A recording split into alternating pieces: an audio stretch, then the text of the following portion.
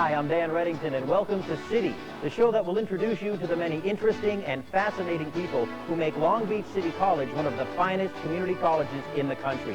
When we return, we're going to meet two very special guests, so please stay with us. We'll be right back.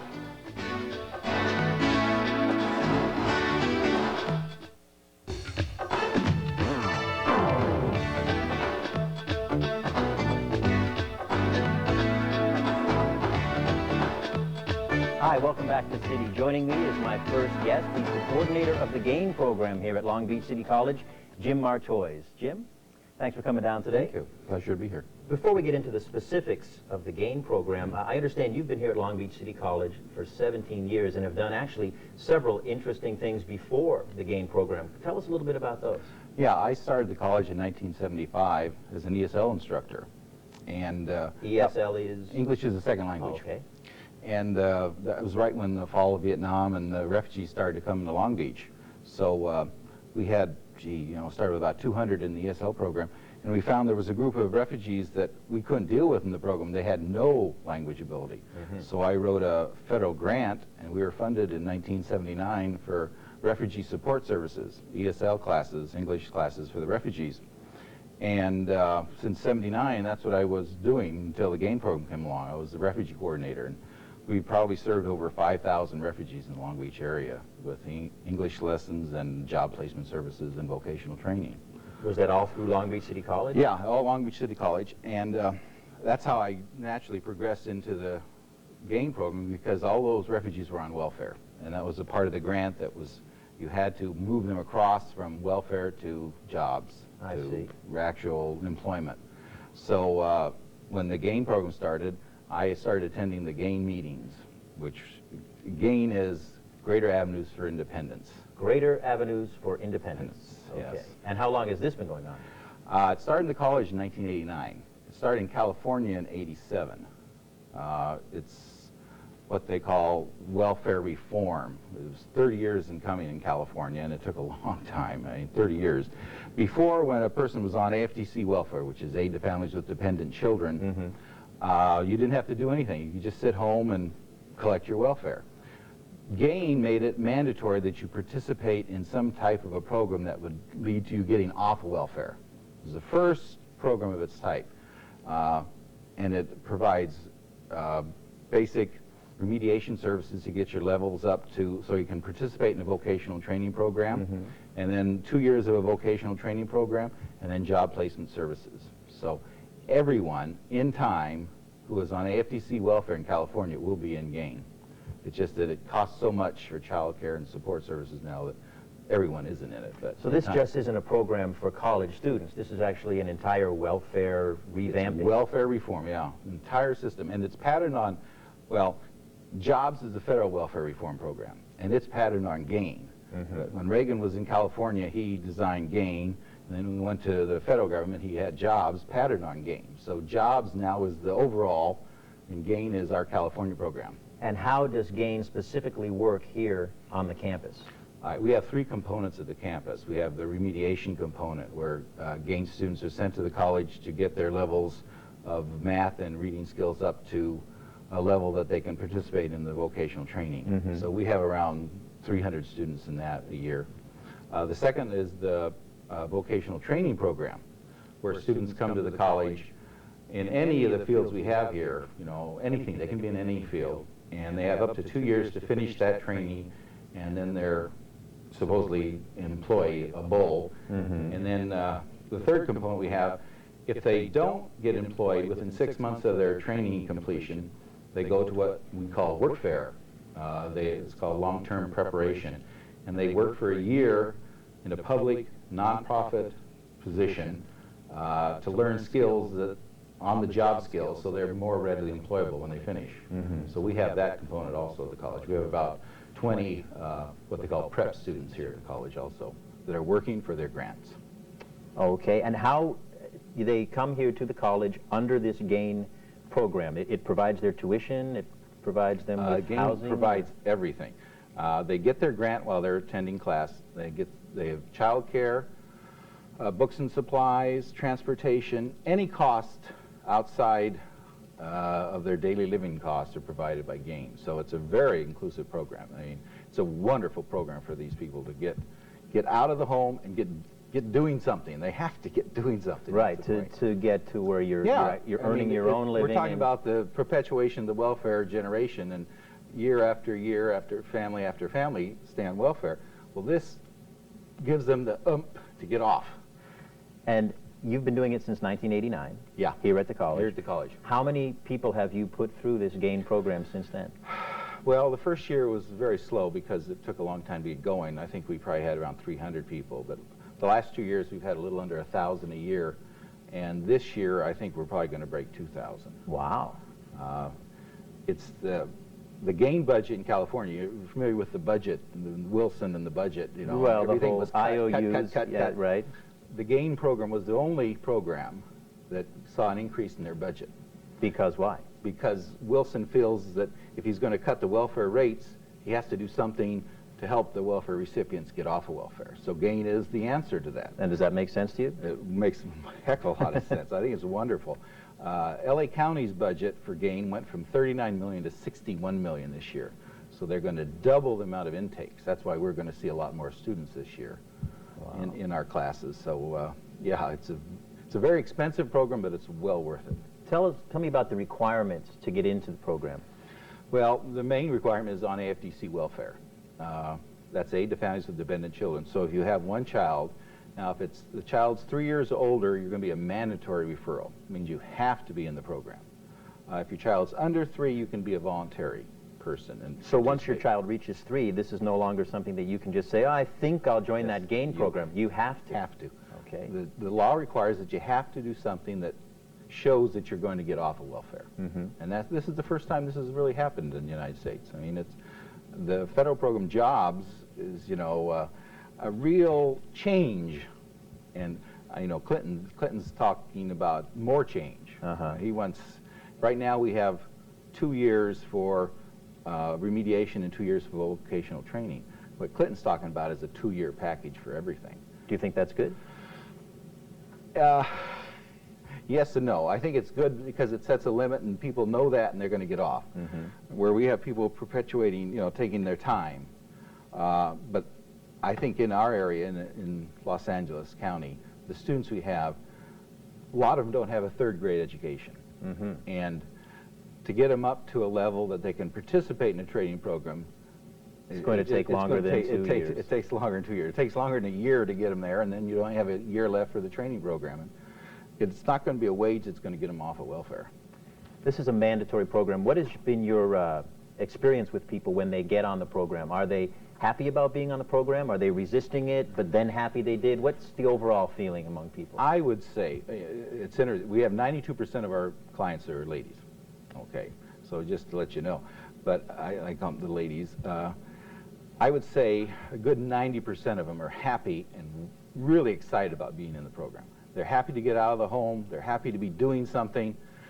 But there's 10% that are just kind of, oh, you know, they're not used to it. They're not used to doing anything. Right. And they're the ones that are the real hardcore. And well, if there's only 10%, though, boy, 90% of the people being happy, we're talking about the welfare population in LA County, I mean, that's great. That's great. Now, I understand you have brought some photos of some of the people who are in the program. Are these people currently in or who have gone through and are now out? These are people that are in our vocational training program now. They've gone for our remediation. This lady is Gail Smith. She is in food service now, works in the cafeteria here at LAC. Really a hard-working lady. It's a wonder that, you know, that she's got so far. And it's just great. And these, Tonya and Wanda are both in medical assisting now. They went also through our remediation program, got their GEDs, and now they're successfully participating in medical assistance. I mean, if you don't go through remediation, they can't get this training. It just right. You wouldn't be able to be a medical assistant if you couldn't read beyond the 3rd grade level. Because all the other programs we used to have, you'd go right into vocational training. There was no remediation allowed, and that's still for a lot of programs it's true. But this gives remediation, and they can really succeed. It's a wonderful program. Tell us about Gloria Franco. Gloria, yeah, in travel. She was a ESL student, and then went into Learning Center, and got her reading skills up to participate in a vocational training. There's a certain cutoff level you have to get to. And now she's in travel and just doing wonderfully. It's just great. Yeah, and Celio, he's in data entry. He works in the Human Performance Center at PCC. We got him a job there, and he's just doing wonderful. He's another non-English speaker, non-native English speaker that's doing very well in the program.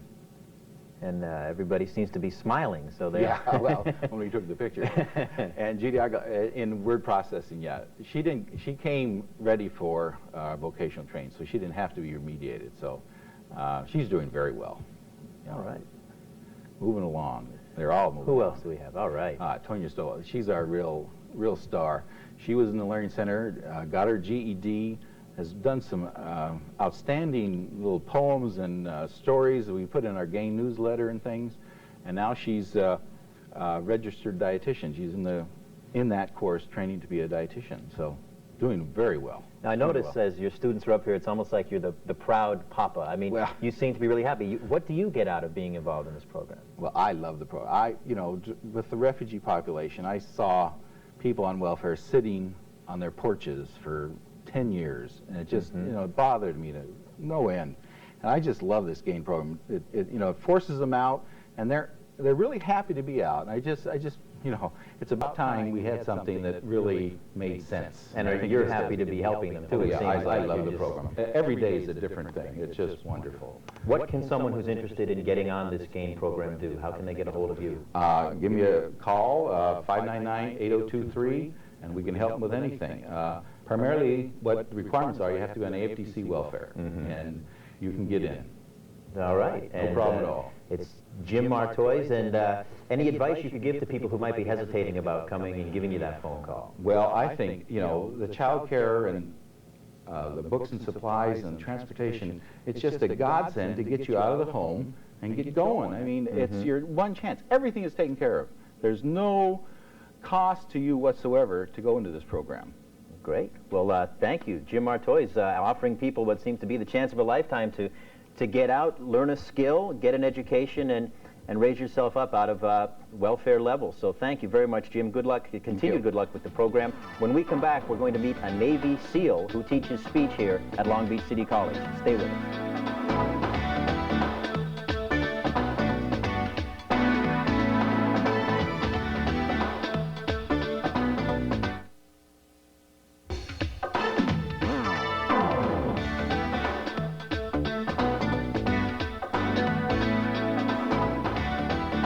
Welcome back to City, where my guest is the Activities Director of the Pacific Coast Campus of Long Beach City College, Jerry Carter. Jerry, welcome to the show. Thank you, Dan. Thank you. It's nice to be here. What is an Activities Director? What do you do? Well, I like to often say I'm in charge of the fun and games that go along with collegiate life, out of the classroom experiences like homecoming and mini Grand Prix, student government, clubs, fundraisers, lots of different things. And how did you get into doing that? Well, being a product of this college, I graduated from this college many years ago and was very active, and about 10 years ago was asked to come on and take on the cheerleading program. The cheerleading program kind of grew for me, and they needed somebody to fill in at the Pacific Coast campus in the student affairs area. So I feel very lucky that I applied for that position and got it. Now, for those who might not be familiar, where is the Pacific Coast campus? It's at 1305 East Pacific Coast Highway, right at the corner of Orange and Pacific Coast Highway, a little bit closer to downtown Long Beach, just south of the liberal arts campus. And what is the difference between the Pacific Coast campus and the liberal arts campus? They have a difference in what they try to do and who they're trying to teach? Well, the curriculum, I think, is probably the biggest difference. It's traditionally, it used to be called the BTC campus, which stood for Business Technology. We now are known as the PCC campus for Pacific Coast Highway, but we down there offer the vocational education classes. The students that want to get a certificate in carpentry or diesel or welding or sheet metal or horticulture or photography, more of the vocational education courses are offered down there.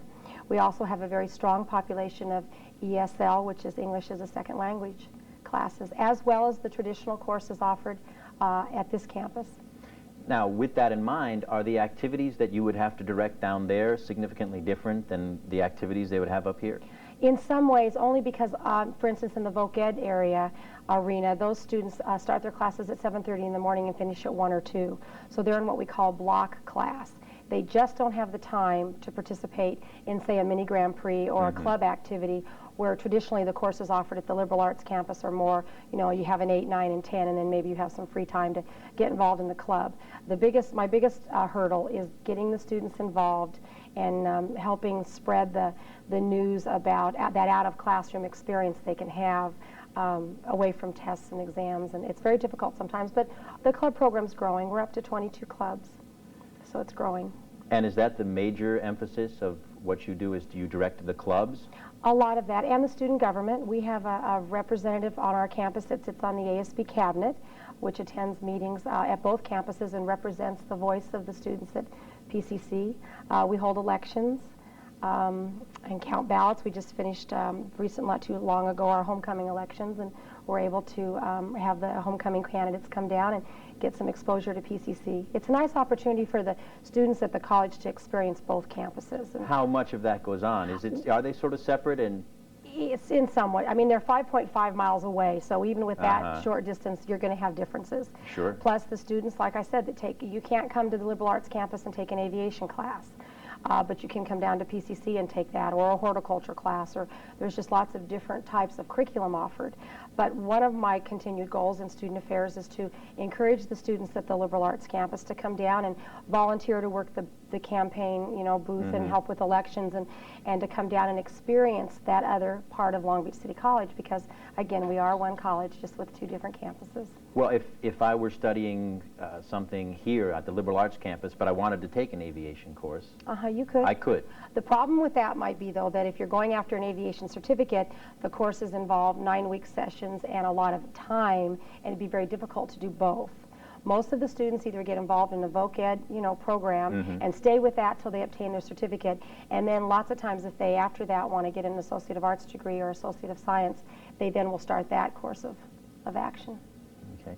Now, what about you? How did you get to do this? What drew you to become an activities director? I mean, I can take a guess because you seem like a vibrant people person. Well, I am definitely a people person. I would not do well behind a computer all day. I learned that very early. Like I said, being a product of this program, I know what it did for me. I'm often asked about, I enjoy getting up and speaking in front of a large group. I enjoy putting on special activities. And therefore, it's an opportunity for me to give back to an institution, Long Beach City, so much of what they gave to me as a student. I was very active in student government here. And so it's nice for me now to be the advisor and to be able to channel students and hopefully groom students, again, out of the classroom and more so toward just time management and activities and the benefits that come. Student Affairs is very proud that we're like a classroom without walls. And we teach some of the things that they just don't learn in the classroom through belonging to a club, running for a student government, getting involved in extracurricular activities, and all of the work that goes into planning, say, a mini Grand Prix or a homecoming or a spring sing. I'm a real believer in those are things that you can take with you the rest of your life, and they've worked well for me because I've been able to come back and be an advisor. So it's been lots of fun. Tell us what's a typical day in the life of Jerry Carter? Well, today was real interesting. But, well, my days start between 7 and 7:30, and I'm also not just in charge of program, but I'm in charge of a facility. The Student Center has a large lounge area where students come to study and to hold small group meetings, or classes sometimes will use that area for social functions, and we're in charge of facilitating that and booking it and keeping all that straight. On the other side of my office, we have a big game room, which has a big banner in it that I'm very proud of that says, "Welcome to the happiest place on campus," because it holds the ping pong and the vending machines and the video games, and so students come in there for recreation. And I'm a firm believer, especially now with college students, they need a chance to vent and recreate. I have my bachelor's in recreation and worked many years for Long Beach Parks and Recreation, so this kind of was a natural place for me to be here at the college. I enjoy teaching people how to have fun. So you're kind of like a camp counselor for college Yeah, students? yeah, I sort of guess, like? Do you have a whistle? Do you walk around? I whistle when I People, referee let's volleyball go. games. We have volleyball games on the lawn, and I have pumpkin carving contests, and just lots of opportunities for students to have some fun, away from the pressure of finals and midterms and paperwork.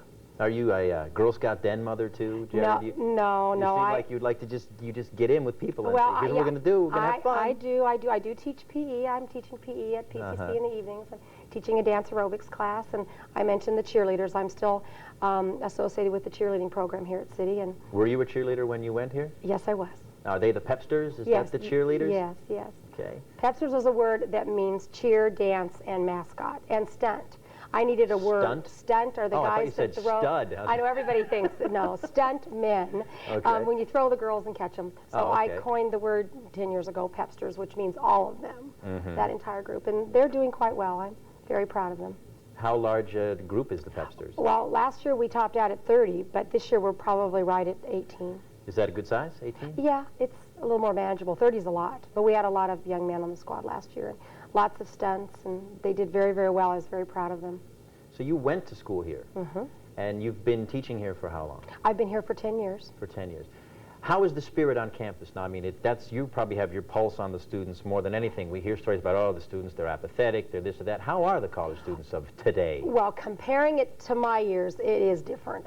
Pep rallies, I mean, highlights of my years at City, of course, were Friday afternoons when we had pep rallies out now, which is now the Rose Garden. That's where we always had our pep rallies and the band and everything.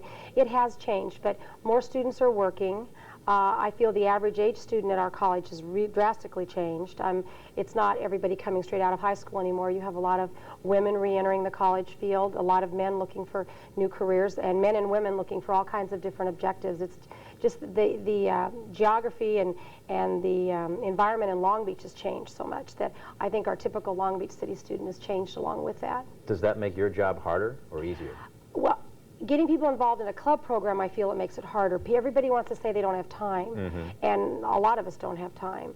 But what's worked well at PCC is we have a horticulture club, and it's full of horticulture students. We have an aviation club, and it's full of aviation maintenance students. So what we've been able to do is grow from those individual departments and provide a social atmosphere, and they fundraise and have scholarship money and do lots of very worthwhile projects. Are there special organizations for adult students? Oh, yes, we have the largest senior circle club at PCC in the state of California. Senior Circle Senior Club? Circle Club. You must be a senior citizen to be involved, and they take classes at PCC, and they're very involved in the club. That's a very social group. They're wonderful.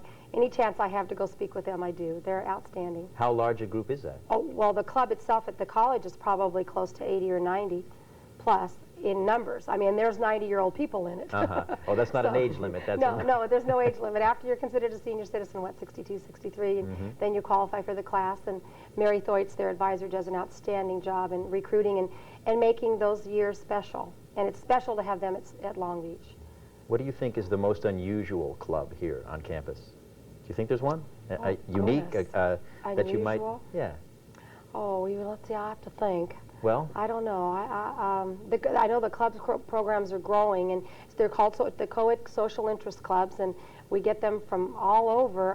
Gosh, right off the top of my head, I can't come up with one. Well, that's okay. A lot of them are really related to departments. So, you get a new department, they form a club, and they form a club to fundraise, and they're able to do a lot with the fundraising. do you enjoy your work, Jerry? I love my work. I feel very, very fortunate. I know a lot of people can't say that, and I've been very lucky. I love my job. I love this college, and I plan to be here a very, very long time. And I have some children coming up through the ranks soon, so hopefully I'll be here when they're here. And I really do enjoy it. I feel very lucky. When your children get to come here, what would you like to see different about Long Beach City College for them? Wow. Well, they're going to have me holding their hand through the whole thing. That's good. So They're going to have that woman. Oh, that's my mom. Yes, in the There's my cheerleader mom. outfit. Yeah, no, I don't wear the outfit.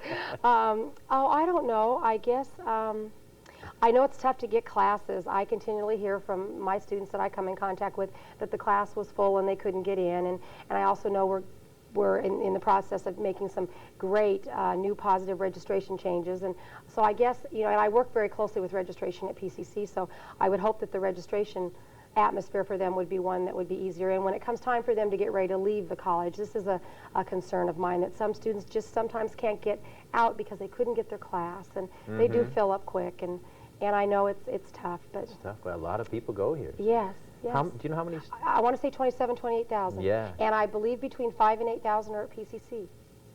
So, In the way of activities, what would you like to see done? under your supervision? Is So there a certain at event you'd PC like to put on? If you had the we- money, unlimited budget, what would you like to do? Well, we already do homecoming and mini Grand Prix. I would love to see. Last year we had 6 mini Grand Prix car participants from PCC, and we have a little mini race on our campus on a Wednesday, and then we come down here to the liberal arts campus and they compete against each other. That is probably one of the single most successful things that we do together as a college. The mini Grand Prix? I would love I've to worked on see it more. I for the bet you last have. 4 years. Well, then you know, Sure. PCC is doing more and more involvement in those kinds of activities. So I would like to continue to see more PCC involvement in homecoming, spring sing, mini Grand Prix. I would like more students to feel. I'd like to see more PCC students at football games and athletic events because it's free with your ASB card.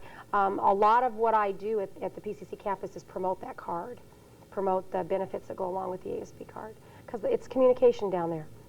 I don't speak all the languages. I can tell a great story with these hands, Sure. but it becomes a real challenge. So I'd like to see more involvement. Well, I wish you good luck. I want to you. tell everyone there at the PCC campus, my mother always told me, these are the best years of your lives. Get involved. Have fun. Go see Jerry. She's a fun person just to hang out with for a couple of minutes, even if you don't get involved. So, Jerry, good luck, and Thank you, dear. thanks for being here today. I want to thank Jim Poston for being my guest also. My name is Dan Reddington, and I'll see you next time on City. Thanks for joining us.